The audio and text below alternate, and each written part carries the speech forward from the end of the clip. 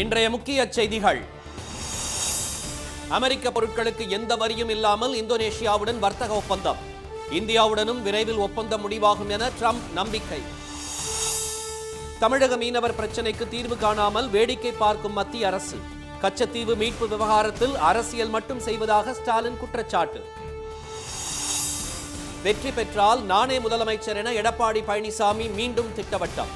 கூட்டணியில் தாம் எடுக்கும் முடிவே இறுதியானது என உறுதி.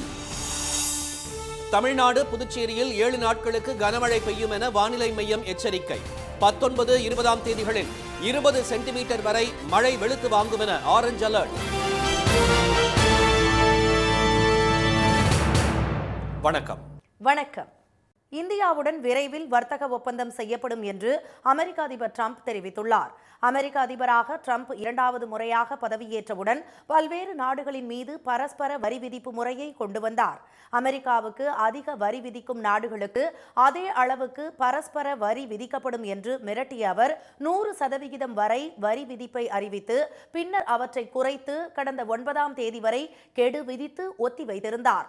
தற்போது பரஸ்பர வரி விதிப்பிற்கான காலக்கெடுவை 2வது முறையாக ஆகஸ்ட் 1ஆம் தேதி வரை அவர் நீட்டித்துள்ளார். எனினும் இதுவரை ஓரிரு நாடுகள் மட்டுமே அமெரிக்காவுடன் வர்த்தக ஒப்பந்தம் செய்து கொண்டுள்ளன. இந்திய அதிகாரிகளும் வாஷிங்டனில் முகாமிட்டு வர்த்தக ஒப்பந்தத்தை உருவாக்குவது தொடர்பாக தீவிர பேச்சுவார்த்தை நடத்தி வருகின்றனர்.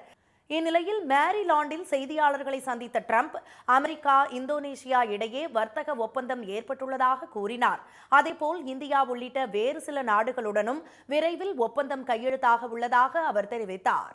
இந்தோனேஷிய சந்தையை அமெரிக்க வர்த்தகர்கள் அணுக முடியாத நிலை இருந்து வந்ததாக கூறிய ட்ரம்ப் தற்போது அது நீக்கப்பட்டுள்ளதாக தெரிவித்தார். புதிய ஒப்பந்தத்தின்படி அமெரிக்க பொருட்களுக்கு இந்தோனேஷியா எந்த வரியும் விதிக்காது என்றும், ஆனால் இந்தோனேஷிய பொருட்களுக்கு அமெரிக்காவில் விதிக்கப்பட்டிருந்த வரி 32%இலிருந்து 19%ஆக குறைக்கப்பட்டுள்ளதாக அவர் கூறினார். இந்தோனேஷியாவுடன் போடப்பட்ட ஒப்பந்த பாணியில் இந்தியாவுடனும் ஒப்பந்தம் செய்து கொள்ளப்படும் என்று அவர் கூறியுள்ள நிலையில் தங்கள் மீதான வரிகளை முழுமையாக நீக்க வேண்டும் என்ற அமெரிக்காவின் கோரிக்கையை ஏற்கனவே இந்தியா நிராகரித்திருப்பது குறிப்பிடத்தக்கது. வெளியுறவு அமைச்சர் திரு ஜெய்சங்கரும் இருதரப்பிற்கும் பயனளிக்கும் வகையில் இருந்தால் மட்டுமே வர்த்தக ஒப்பந்தம் ஏற்கப்படும் என்று திட்டவட்டமாக கூறியுள்ளதால் ட்ரம்ப் அறிவித்தபடி விரைவில் ஒப்பந்தம் கையெழுத்தாகுமா என்று எதிர்பார்ப்பு எழுந்துள்ளது. மீனவர் பிரச்சினைக்கு நிரந்தர தீர்வு காண நடவடிக்கை எடுக்காமல் கச்சத்தீவு மீட்பு விவகாரத்தில் ஒன்றிய அரசு அரசியல் மட்டுமே செய்து கொண்டிருப்பதாக முதலமைச்சர் திரு மு க ஸ்டாலின் குற்றம் சாட்டியுள்ளார். மயிலாடுதுறை மாவட்டத்தில் அரசு நிகழ்ச்சிகளில் இன்று பங்கேற்க சென்ற அவருக்கு தர்மபுரம் பகுதியில் உள்ள பள்ளி கல்லூரி மாணவிகள் உற்சாக வரவேற்பளித்தனர். அப்போது மாணவிகளும் குரேஷியா நாட்டைச் சேர்ந்த சுற்றுலா பயணிகளும் திரு ஸ்டாலினுடன் கை குலுக்கியும் செல்ஃபி எடுத்தும் மகிழ்ந்தனர். பின்னர் மயிலாடுதுறை அருகே வழுவூர் முகப்பு சாலையில் அமைக்கப்பட்டுள்ள முன்னாள் முதலமைச்சர் கலைஞரின் முழு உருவ வெங்கல சிலையை திறந்து வைத்தவர் மயிலாடுதுறையை அடுத்த மன்னப்பந்தல் ஏவிசி கல்லூரி வளாகத்தில் நடைபெற்ற அரசு நிகழ்ச்சியில் பங்கேற்றார். அப்போது 55,000 பயனாளிகளுக்கு 271 கோடி ரூபாய் மதிப்பிலான நலத்திட்ட உதவிகளை வழங்கியதுடன் 48 கோடி ரூபாய் மதிப்பிலான 47 புதிய திட்ட பணிகளுக்கு அடிக்கல் நாட்டி 113 கோடி ரூபாய் மதிப்பிலான 12 முடிவுற்ற திட்ட பணிகளை திறந்து வைத்தார். இந்நிகழ்ச்சியில் உரையாற்றிய அவர் தமிழ்நாட்டு மீனவர்களுக்கு ஏற்படுகின்ற இன்னல்களுக்கு நிரந்தர தீர்வாக கச்சத்தீவை மீட்க வேண்டும் என சட்டப்பேரவையில் மீண்டும் தீர்மானம் நிறைவேற்றியதுடன் பிரதமரிடம் தொடர்ந்து கோரிக்கை வைத்து வருவதாகவும் திரு ஸ்டாலின் கூறினார். ஆனால் தமிழ்நாட்டு மீனவர்கள் மீது கொஞ்சமும் அக்கறை இல்லாத ஒன்றிய பாஜக அரசு கச்சத்தீவு விவகாரத்தில் அரசியல் மட்டுமே செய்து வருவதாக அவர் குற்றம் சாட்டினார். கச்சத்தீவை ஒருபோதும் விட்டுத்தர மாட்டோம்னு இலங்கை வெளியுறவுத்துறை அமைச்சர் பேசியிருக்கிறார். இதுக்கு வெளியுறவுத்துறை அமைச்சர் ஜெய்சங்கர் என்ன பதிலளித்திருக்கிறார்? தயவுசெய்து நீங்க சிந்திச்சு பார்க்கணும். இதுவரை இல்லை. ஆக எங்களுடைய தொடர் கோரிக்கை பிரதமர் இதில் தலையிட்டு நேரடியாக தலையிட்டு இந்த பிரச்சனைக்கு முற்றுப்புள்ளி வைக்க வேண்டும் என்று நாம் தொடர்ந்து சொல்லுகிறோம். அதற்கு தமிழ்நாடு அரசும் திராவிட முன்னேற்ற கழகமும் தொடர்ந்து போராடும். நீடூர் ஊராட்சியில் 85 கோடி ரூபாய் செலவில் புதிய மேம்பாலம் அமைக்கப்படும். தரங்கம்பாடி மங்கநல்லூர் ஆடுதுறை சாலை இருவழிச்சாலையாக மேம்படுத்தப்படும் என்பன உள்ளிட்ட 8 புதிய அறிவிப்புகளை திரு ஸ்டாலின் வெளியிட்டார். உங்களுடன் ஸ்டாலின் திட்டத்தை பார்த்து எடப்பாடி திரு பழனிசாமி பயந்து போய் அவதூறுகளை பரப்ப தொடங்கியுள்ளதாகவும் விமர்சனம் என்ற பெயரில் அரசுக்கு நல்ல விளம்பரத்தை அவர் செய்து வருவதாகவும் திரு ஸ்டாலின் கூறினார். தேர்தலுக்கு முன்பு மக்களிடம் பெற்ற மனுக்களுக்கு உரிய தீர்வு காணப்பட்டுள்ளதாக எடப்பாடி திரு பழனிசாமியின் குற்றச்சாட்டுக்கு திரு ஸ்டாலின் பதிலடி கொடுத்தார். சுந்தரா டிராவல்ஸ் திரைப்படத்தை போல் ஒரு பேருந்தில் எடப்பாடி திரு பழனிசாமி செல்வதாகவும் அந்த பேருந்திலிருந்து புகை வருவதைப் போல அவரது வாயிலிருந்து பொய் வந்து கொண்டிருப்பதாகவும் அவர் குற்றம் சாட்டினார். டெல்லியின் சதுரங்க வேட்டையில் சிக்கி தமது குடும்ப நலனுக்காக அதிமுகவை பாஜகவிடம் அடகு வைத்து விட்டதாக திரு ஸ்டாலின் தெரிவித்தார். 1000 ரூபாய்க்கு நீங்க ஏமாந்து போயிட்டீங்களே அப்படின்னு ஒவ்வொரு பிரச்சார கூட்டத்தையும் தாய்மார்களை பார்த்து பேசுறாரு. மக்கள் ஏமாறல, பாஜகவை நம்பி நீங்க தான் ஏமாந்து போயிருக்கீங்க. உங்க சுயநலத்துக்காக, உங்க குடும்பத்தினரை ரெய்டிலிருந்து காப்பாற்றுறதுக்காக அதிமுகவையே டெல்லியில போய் அமித்ஷா கிட்ட அடமான வச்சுட்டு வந்திருக்கிறீங்க. எடப்பாடி திரு பழனிசாமி மீது அவரது சொந்த கட்சியினரே நம்பிக்கை இல்லாமல் இருப்பதாக திரு ஸ்டாலின் கூறினார். வளர்ச்சியில் முதல் மாநிலம் தமிழ்நாடுதான் என்று ஒன்றிய பாஜக அரசே சொல்லும் அளவிற்கு தமிழ்நாட்டை வைத்துள்ளதாகவும், அடுத்து அமையப்போவதும் திராவிட மாடல் ஆட்சிதான் என்றும் அவர் கூறினார். அதிமுக பாஜக கூட்டணியில் தாம் எடுக்கும் முடிவே இறுதியானது என்றும் தாமே முதலமைச்சர் என்றும் அந்த கட்சியின் பொதுச் செயலாளர் எடப்பாடி திரு பழனிசாமி திட்டவட்டமாக கூறியுள்ளார். சென்னையில் கடந்த ஏப்ரல் மாதம் அதிமுக பாஜக இடையிலான கூட்டணியை அறிவித்த உள்துறை அமைச்சர் திரு அமித்ஷா திரு பழனிசாமியை மேடையில் வைத்துக் கொண்டு கூட்டணி ஆட்சியே அமைக்கப்படும் என்று தெரிவித்தார். பின்னர் அதை எடப்பாடி திரு பழனிசாமி மறுத்த போதும் மதுரையில் நடந்த விழாவிலும் நாளிதழ்களுக்கு அளித்த தனி பேட்டிகளிலும் கூட்டணி ஆட்சி என்றும் அதில் பாஜக பங்கேற்கும் என்றும் தொடர்ந்து பேசி வந்தார். இதனை எடப்பாடி திரு பழனிசாமியும் அதிமுக தலைவர்களும் மீண்டும் மீண்டும் மறுத்து வருகின்றனர். இந்நிலையில் சிதம்பரத்தில் நடைபெற்ற நிகழ்ச்சியில் பங்கேற்க சென்ற திரு பழனிசாமி விவசாயிகளுடன் ஆலோசனை நடத்தினார். பின்னர் செய்தியாளர்களிடம் பேசிய அவர், அதிமுக பாஜக கூட்டணியில் தாம் எடுக்கும் முடிவே இறுதியானது என்றார். திரு அமித்ஷாவின் கூட்டணி ஆட்சி கருத்து குறித்த செய்தியாளர்களின் கேள்விக்கு பதிலளித்த திரு பழனிசாமி, கூட்டணி வெற்றி பெற்று ஆட்சி அமைக்கும் என்றுதான் திரு அமித்ஷா கூறியதாகவும், கூட்டணி ஆட்சி என கூறவில்லை என்றும் மீண்டும் விளக்கமளித்தார். தாமே முதலமைச்சர் என்றும் அவர் திட்டவட்டமாக கூறினார். கூட்டணி ஆட்சி அமைக்கணும் சொல்றேன். நீங்க தவறா புரிஞ்சுட்டு வெளிப்பட்ட நான் என்ன, நானே தெளிவா சொல்லிடல. நல்லா புரிஞ்சுங்க, இந்த கட்சிக்கு யார் கூட்டணி தலைமை தாங்குது சொல்லுங்க, நீங்களே சொல்லுங்க. அப்புறம் நான் எடுக்கிற முடிவு தானே. அப்புறம் யார் முதலமைச்சர் ஆகிறாங்க, யார் ஆட்சி அமைக்குது சொல்லுங்க, நீங்க சொல்லுங்க. நாங்க நீங்க எங்களை கேள்வி கேட்டீங்களே, நாங்க தெளிவுபடுத்திட்டோம். நாங்க இருவரும் அமர்ந்து தெளிவுபடுத்தியாச்சு. அதுல இந்த கூட்டணிக்கு அதிமுக தலைமை தாங்கும், அதிமுக ஆட்சி அமைக்கும்.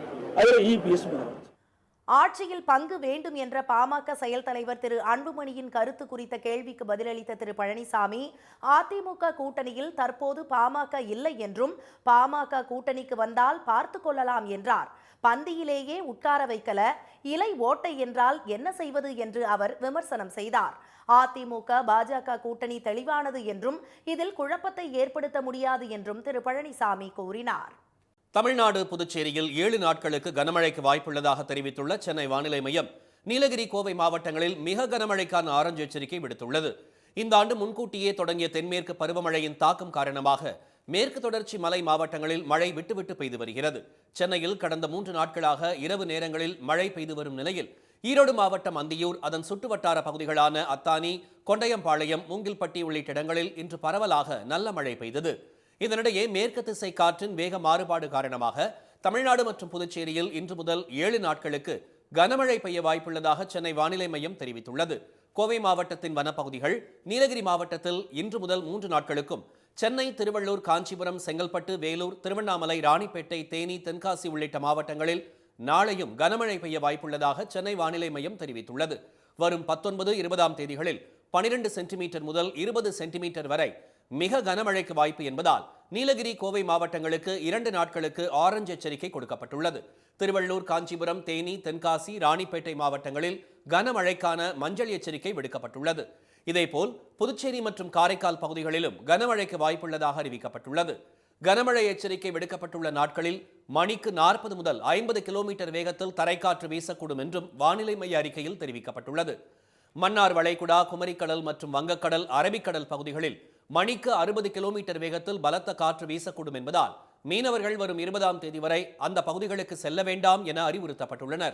நீட் தேர்வில் தோல்வியடைந்த கர்நாடக மாணவி ஒருவர் உலக புகழ்பெற்ற ரோல்ஸ் ராய்ஸ் கார் நிறுவனத்தில் ஆண்டுக்கு 72 லட்சம் ரூபாய் ஊதியத்தில் பணிக்கு சேர்ந்திருப்பது அனைவரையும் வியப்பில் ஆழ்த்தியுள்ளது. மங்களூரை சேர்ந்த சரஸ் கீதா தம்பதியின் மூத்த மகளான ரித்துபர்ணா சிறு வயது முதலே மருத்துவராகும் கனவில் இருந்தார். ஆனால் நீட் தேர்வால் அவருக்கு அரசு மருத்துவக் கல்லூரியில் படிக்க இடம் கிடைக்கவில்லை. இருந்தாலும் மனம் தளரா இல்லாத ரித்துபர்ணா பொறியியல் கல்லூரியில் ரோபோட்டிக்ஸ் மற்றும் ஆட்டோமேஷன் படிப்பை தேர்ந்தெடுத்து படித்தார். அதிக ஆர்வம் காரணமாக பல்வேறு கண்டுபிடிப்புகளை ஆராய தொடங்கிய அவர் சிறிய அளவிலான ரோபோட்டுகளை உருவாக்க தொடங்கினார். பாக்கு விவசாயிகளுக்கான தனது குழுவுடன் சேர்ந்து அறுவடை இயந்திரம் மற்றும் தெளிப்பான் மாதிரி கருவியை கண்டுபிடித்து கோவா ஐநாக்ஸ் போட்டியில் தங்கம் மற்றும் வெள்ளி பதக்கங்களை அவர் வென்றார். ரோபோட்டிக்ஸ் துறையில் ரித்துபர்ணாவிடம் இருந்த ஆர்வம் உலக புகழ்பெற்ற ரோல்ஸ் ராய்ஸ் கார் தயாரிப்பு நிறுவனத்தில் இன்டர்ன்ஷிப் பெற உதவியது. பயிற்சி காலத்தில் அவருக்கு ஆண்டுக்கு சுமார் 40 லட்சம் ரூபாய் சம்பளம் வழங்கப்பட்ட நிலையில் அவரது அர்ப்பணிப்பு மிக்க பங்களிப்பு காரணமாக 72 லட்சம் ரூபாயாக அதிகரிக்கப்பட்டுள்ளது. மருத்துவர்களுக்கு தமிழ்நாடு ஆளுநர் திரு ஆர் என் ரவி கொடுத்த கேடயங்களில் திருக்குறளில் இல்லாத ஒன்றை குறள் போல் காட்டி பரப்புவது தரம் தாழ்ந்த செயல் என்று முன்னாள் மத்திய அமைச்சர் திரு ப சிதம்பரம் விமர்சித்துள்ளார். கடந்த 13ஆம் தேதி மருத்துவ தினத்தையொட்டி ஏற்பாடு செய்யப்பட்ட விழாவில் 50 மருத்துவர்களுக்கு ஆளுநர் திரு ஆர் என் ரவி நினைவு கேடயம் வழங்கினார். அந்த கேடயத்தில் திருக்குறள் வரிசை எண் 944 என்று அச்சிடப்பட்டு பதிவு செய்யப்பட்டிருந்த வரிகள் திருக்குறளில் எந்த அதிகாரத்திலும் இல்லாதது என்று தெரிய வந்தது. இது தமிழ் ஆர்வலர்களிடையே கடும் அதிர்ச்சியை ஏற்படுத்திய நிலையில் பல்வேறு தரப்பினரும் ஆளுநர் மாளிகையின் இந்த நடவடிக்கைக்கு கண்டனம் தெரிவித்து வருகின்றனர். இந்நிலையில் திருக்குறளில் இல்லாத குறளை பதிவிட்டது மிகப்பெரிய தவறு என்று முன்னாள் மத்திய அமைச்சர் திரு ப சிதம்பரம் தெரிவித்துள்ளார். இதுகுறித்து அவர் வெளியிட்டுள்ள எக்ஸ் தள பதிவில் சிறந்த மருத்துவர்களுக்கு ஆளுநர் கொடுத்த விருதில் ஒரு போலி குறள் பொறிக்கப்பட்டிருந்தது அதிர்ச்சி தரும் செய்தியாக உள்ளதாக தெரிவித்துள்ளார். குறள் 944 என்று அச்சிடப்பட்ட குறள் திருக்குறள் நூலில் எந்த அதிகாரத்திலும் இல்லை என்றும் எழுத்து பிழையோ எண் பிழையோ ஏற்பட்டிருக்குமோ என்று எல்லா குறள்களையும் படித்து பார்த்தால் அது போன்ற பாடலே திருக்குறள் நூலில் இல்லை என்று பதிவிட்டுள்ளார். குறள் 123 திருடி அதை திருத்தி இல்லாத ஒரு பாடலை திருக்குறள் பாடலாக பரப்புவது தரம் தாழ்ந்த செயல் என்றும் திரு ப சிதம்பரம் கடுமையாக சாடியுள்ளார். காவி உடை போர்த்தப்பட்ட திருவள்ளுவர் சித்திரம் போல இல்லாத ஒரு பாடலை குறள் என்று பரப்புவது திருவள்ளுவரை அவமதிக்கும் ஒரு மன்னிக்க முடியாத செயல் என்றும் அவர் பதிவிட்டுள்ளார். போலி சித்திரம், போலி குறள் என தெரிவித்துள்ள திரு ப சிதம்பரம் இந்த போக்கு எங்கு கொண்டு செல்லும் என்றும் கேள்வி எழுப்பியுள்ளார். இனி வருவது செய்தி துளிகள். நாடு முழுவதும் மருத்துவ கல்வி கவுன்சிலிங் தொடங்க உள்ள நிலையில் நீட் மறுதேர்வு கோரி உச்சநீதிமன்றத்தில் தொடரப்பட்ட மேல்முறையீட்டு வழக்கு அடுத்த வாரம் விசாரணைக்கு எடுத்துக் கொள்ளப்படும் என்று உச்சநீதிமன்றம் தெரிவித்துள்ளது. மத்திய பிரதேச மாநிலம் உஜ்ஜயினி மற்றும் இந்தூர் நகரங்களில் நீட் தேர்வின் போது மின்சாரம் துண்டிக்கப்பட்டதால் தேர்வு எழுத முடியாமல் சிரமப்பட்டதாக மாணவர்கள் சிலர் தாக்கல் செய்த மனுவை ஏற்று மத்திய பிரதேச உயர்நீதிமன்ற தனி நீதிபதி மறுதேர்விற்கு உத்தரவிட்டார். ஆனால் அதை 2 நீதிபதிகள் அமர்வு ரத்து செய்தது. இதனை எதிர்த்து உச்சநீதிமன்றத்தில் மேல்முறை மனு தாக்கல் செய்யப்பட்டுள்ளது. கேரள மாநிலம் பாலக்காட்டில் மேலும் ஒருவருக்கு நிபா வைரஸ் பாதிப்பு உறுதியாகியுள்ளது. மன்னார்காட்டை சேர்ந்த 59 வயது நபர் ஒருவர் கடந்த சனிக்கிழமை நிபா பாதிப்பால் உயிரிழந்த நிலையில் அவருடன் தொடர்பில் இருந்தவர்களிடம் நடத்தப்பட்ட பரிசோதனையில் உயிரிழந்தவரின் மகனுக்கு நிபா வைரஸ் தொற்று கண்டறியப்பட்டுள்ளது. அனுமதி பெறாமல் கட்டப்படும் கட்டடங்களை மூடி சீல் வைக்க ஊராட்சி நிர்வாக அலுவலர்களுக்கு தமிழ்நாடு அரசு அதிகாரம் அளித்துள்ளது. இது தொடர்பாக அனைத்து மாவட்ட ஆட்சியர்களுக்கும் அனுப்பப்பட்டுள்ள கடிதத்தில் கிராம ஊராட்சிகளின் நிர்வாக அலுவலரின் அனுமதி இல்லாமல் கட்டப்படும் கட்டுமானங்களை நேரடியாக கள ஆய்வு செய்ய வேண்டும் என்றும் அனுமதி பெறாமல் பணி நடைபெற்றால் அவற்றை மூடும் அதிகாரம் ஊராட்சிகளின் நிர்வாக அலுவலருக்கு உண்டு என்றும் தெரிவிக்கப்பட்டுள்ளது. மாநிலங்களவை உறுப்பினராக பதவியேற்க உள்ள மக்கள் நீதி மய்யம் கட்சித் தலைவர் திரு கமலஹாசன் தனது நண்பர் நடிகர் ரஜினிகாந்தை அவரது இல்லத்தில் சந்தித்து வாழ்த்து பெற்றார். இந்த சந்திப்பு தொடர்பாக எக்ஸ் தளத்தில் அவர் வெளியிட்டுள்ள பதிவில் தமது புதிய பயணத்தை நண்பர் ரஜினிகாந்துடன் பகிர்ந்து மகிழ்ந்ததாக தெரிவித்துள்ளார்.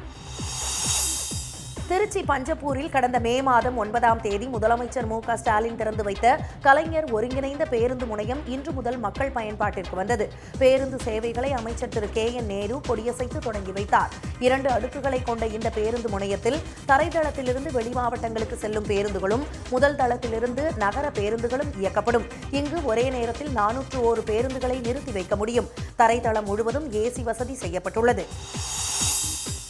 ஜூலை 16ஆம் தேதியை குழந்தைகள் பாதுகாப்பு தினமாக அறிவிக்க வேண்டும் என கும்பகோணம் பள்ளி தீ விபத்தில் குழந்தைகளை பறிகொடுத்த பெற்றோர்கள் அரசுக்கு கோரிக்கை விடுத்துள்ளனர். கும்பகோணம் பள்ளி தீ விபத்தில் 94 குழந்தைகள் உயிரிழந்ததன் 21வது ஆண்டு நினைவு தினத்தை முன்னிட்டு பள்ளி முன்பு வைக்கப்பட்டிருந்த தங்கள் குழந்தைகளின் உருவப்படத்திற்கு அவர்கள் மலர் தூவி மரியாதை செலுத்தினர். பின்னர் ஊர்வலமாக சென்று பாலக்கரையில் அமைக்கப்பட்டுள்ள குழந்தைகள் நினைவு சின்னத்திற்கு மலர் வளையம் வைத்து அஞ்சலி செலுத்தினர்.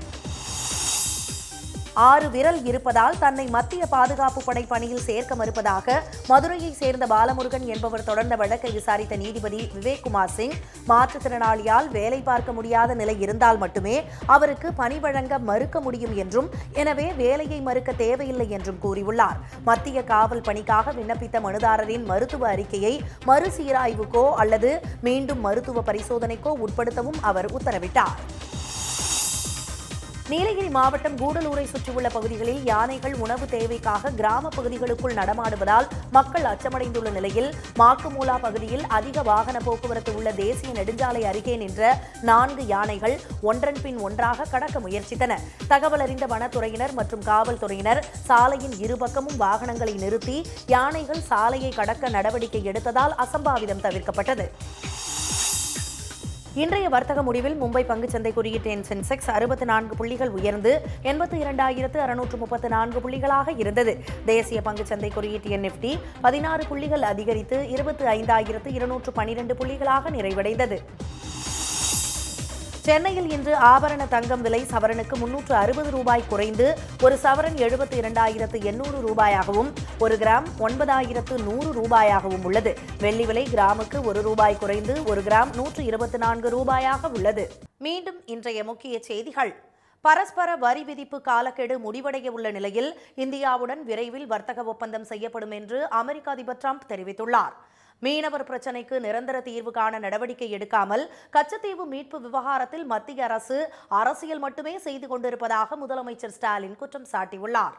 அதிமுக பாஜக கூட்டணியில் தாம் எடுக்கும் முடிவே இறுதியானது என்றும் தாமே முதலமைச்சர் என்றும் அந்த கட்சியின் பொதுச் செயலாளர் எடப்பாடி பழனிசாமி திட்டவட்டமாக கூறியுள்ளார். இத்துடன் இந்த செய்திகள் நிறைவடைந்தது. மீண்டும் சன் டிவியில் செய்திகள் காலை 7:30 மணிக்கு. செய்திகளை உடனுக்குடன் தெரிந்து கொள்ள QR கோடை ஸ்கேன் செய்து சன் நியூஸ் வாட்ஸ்அப் சேனலில் இணைந்திருங்கள். வணக்கம். வணக்கம்.